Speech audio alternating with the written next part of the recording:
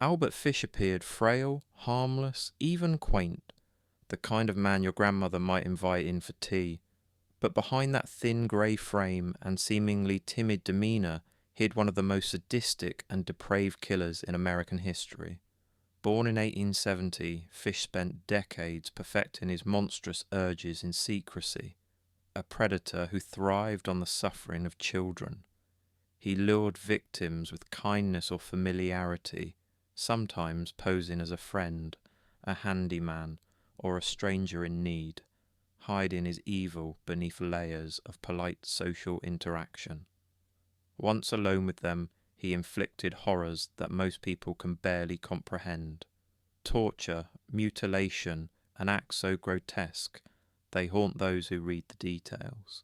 He wrote letters to the families of his victims, taunting them with precise accounts of the agony he had caused, describing the terror and pain in clinical, almost loving detail, like an artist documenting his work. Fish's crimes were methodical, but they were not impulsive. He planned them meticulously, seeking out children whose families would trust him, studying their routines, ensuring he could carry out his sadistic acts without interference. Authorities estimate he claimed the lives of multiple victims, though the exact number may never be known.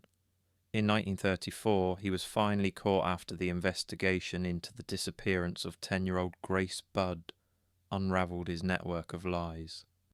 His confessions were chilling, delivered with the same calm, polite tone he had shown in public, revealing the full scale of his depravity.